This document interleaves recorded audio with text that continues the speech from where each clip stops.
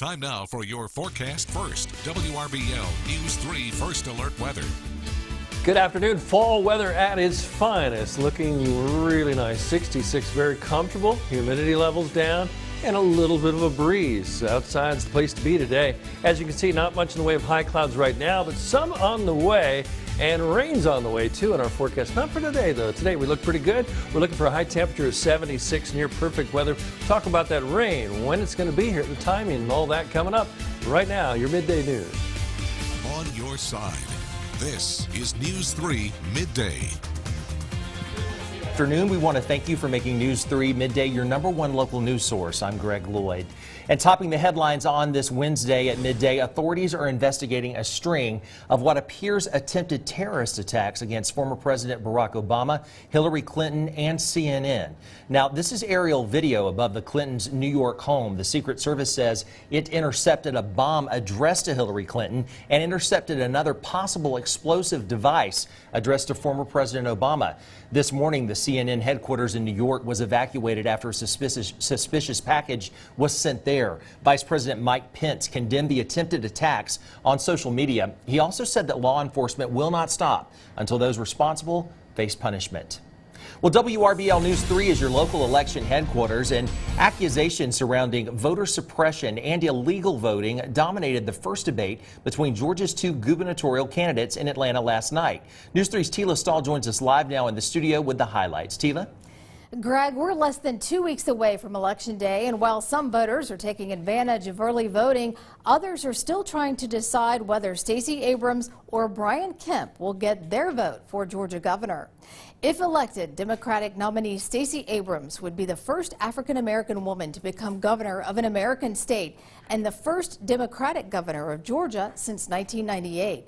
The GOP nominee Brian Kemp is the current Secretary of State for Georgia.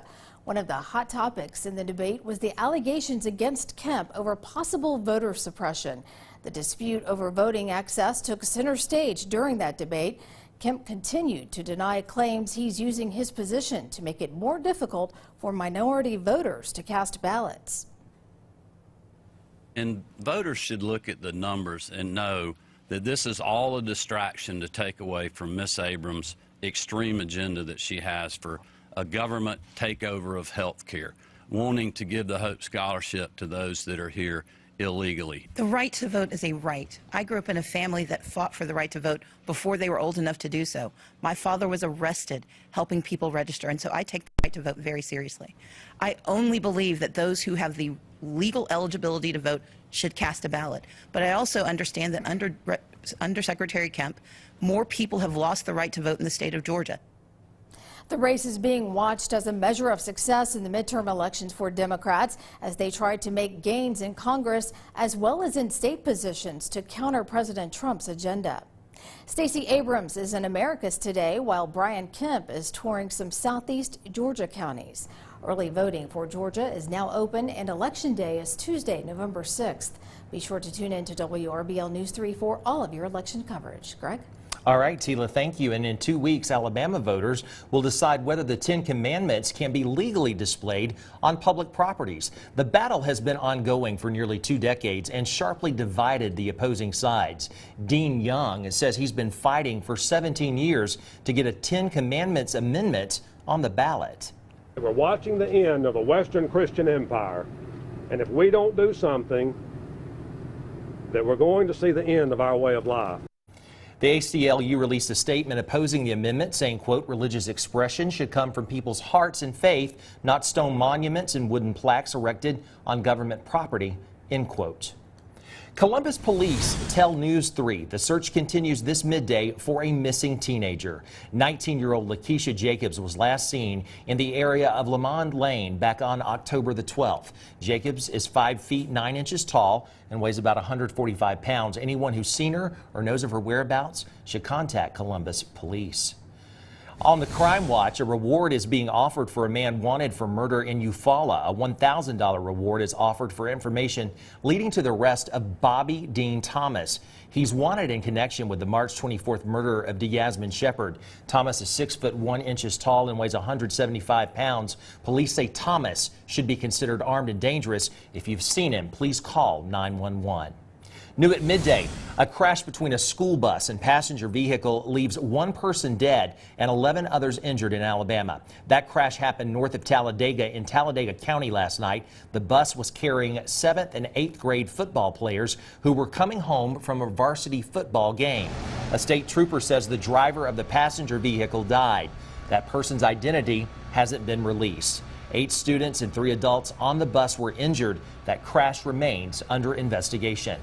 Also new at midday, South Georgia authorities uncovered a huge marijuana grow operation near Valdosta. Valdosta police received a tip last week about a possible marijuana grow house at a home in the county. They turned the tip over to Lowndes County deputies who discovered approximately 280 marijuana plants and 12 pounds of marijuana ready for sale. That's a street value of $500,000. One man is under arrest in that case.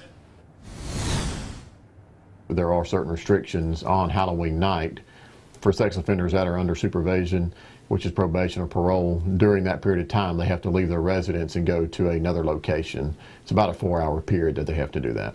We don't necessarily go and obviously pick them up or anything, but they're under the guidance of their probation or parole. They're under their supervision and they're given that guidance on Halloween that they're told to do that.